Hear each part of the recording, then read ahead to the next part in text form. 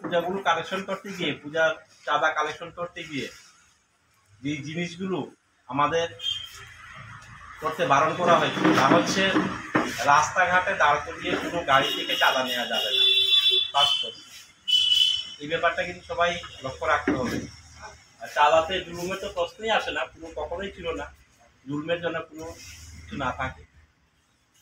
আর চাঁদা কালেকশন করতে গিয়ে অ্যাজ পার রুল, যখন আপনারা বাড়ি ঘরে যাবেন সকাল 7টা থেকে 9টার মধ্যে যাবেন, কারণ ওই সময়ে একটা পরিবারের কর্তা বা গিন্নি ওনারা বাড়িতে থাকেন। অন্য সময় হয়তো কাজে রাজে পুরুষ মানুষ বাইরে বেরিয়ে যায়, সেই ক্ষেত্রে যদি দুপুরবেলা যদি যাওয়া যায় সেই ক্ষেত্রে অসুবিধার সম্মুখীন থাকে, বা অনেকে অফিসে চলে যায়, বাড়িতে কেউ থাকে না।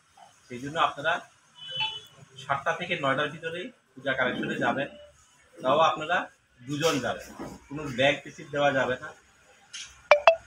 আর বিকাল আপনার 5টা থেকে 7টা এই সময়ের ভিতরে আপনারা যেতে পারেন। এই হচ্ছে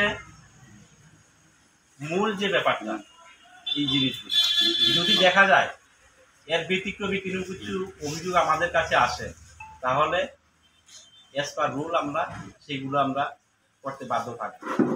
এই জায়গাতে দেখেন, যেহেতু ব্যাপারগুলো পুলিশের হেড ডিপার্টমেন্ট থেকে, পিএসপি থেকে এসেছে ইনস্ট্রাকশন, আমাদের গভর্নমেন্ট অফ ত্রিপুরা থেকে এসেছে, সেই জায়গাতে আমরা বাধ্য থাকবো। হয়তো আমার ইচ্ছা নেই কোনো ক্লাবের বিরুদ্ধে, কোনো পূজা কমিটির বিরুদ্ধে কোনো ধরনের অ্যাকশন করার, কিন্তু আমি বাধ্য থাকছি অ্যাকশন করতে। তো সেই জিনিসগুলো আপনারা একটু লক্ষ্য রাখবেন। আপনারা দেখেছেন ত্রিপুরাতে বিভিন্ন জায়গাগুলোতে অনেক জায়গার পূজাগুলো বানচাল হয়েছে। হয়তো পূজা দিনক্ষণ ঠিক করার জন্য জাস্ট পাশে ছোটো করে একটা করে করা হয়েছে, কিন্তু সেই রকম কোনো প্যান্ডেল করে পূজা করার কোনো পারমিশন ছিল না কখনো।